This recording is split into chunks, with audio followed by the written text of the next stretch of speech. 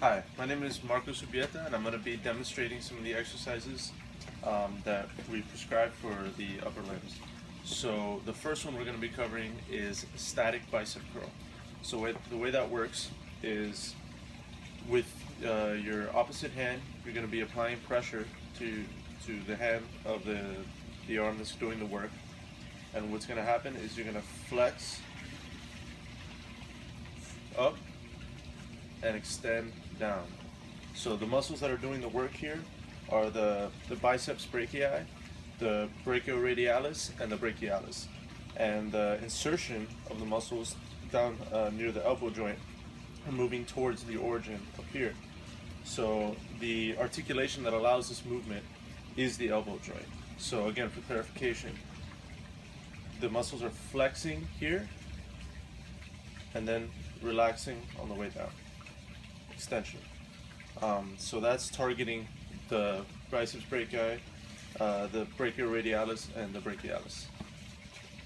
Okay, so now we're moving on to another version of the biceps curl. This time we're using a resistance band. The benefit of this is you can do both sides at the same time, and it applies a more even, consistent resistance than when you're using simply your hand. Although the benefit of that is you don't need equipment.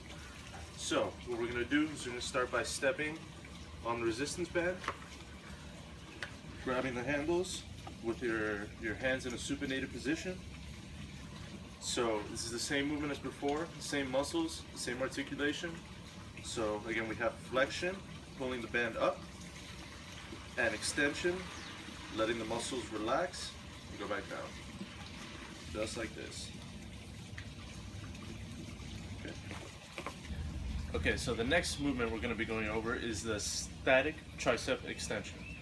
So the way that works, similarly to the static bicep curl, we're starting with our arm in a similar position, but instead of having our hand supinated, we're now having the palm facing inward with our hand making a fist. Same way, we're going to take our opposite arm, we're going to apply pressure upwards.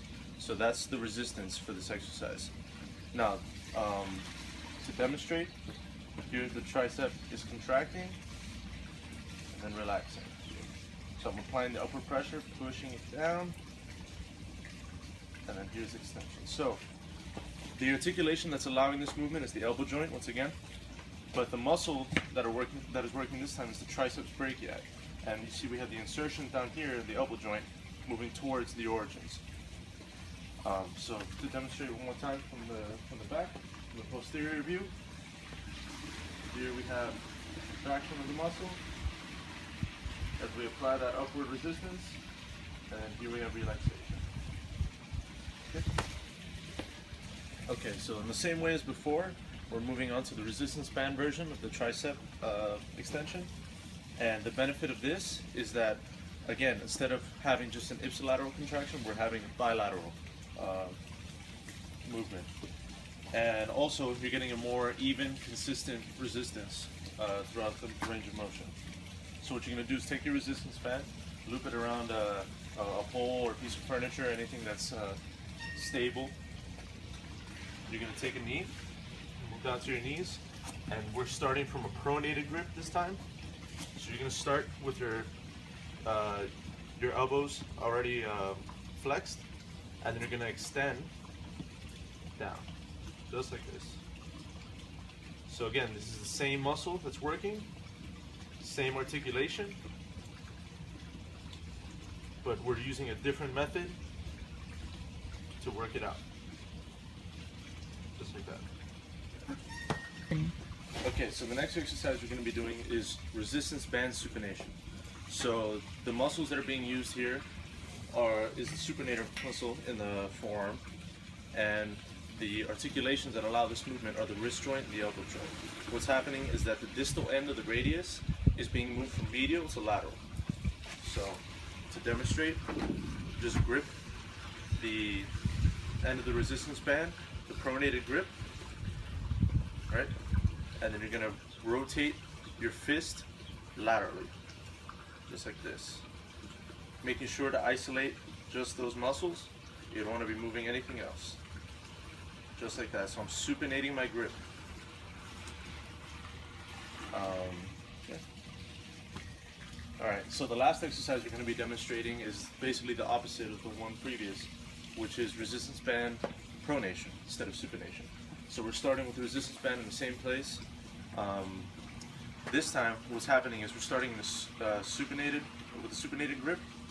The muscles that are going to be allowing the pronation of the hand are the pronator teres and the pronator quadratus. The same articulations are going to be allowing this movement, so the wrist joint and the elbow joint. And what's happening is the distal end of the radius is moving now laterally to medial. The radius is rotating around the ulna. So we're going to start here with the supinated grip. Again, making sure that we're isolating the movement. We don't want to have any other excess movement. And then simply pronating the grip.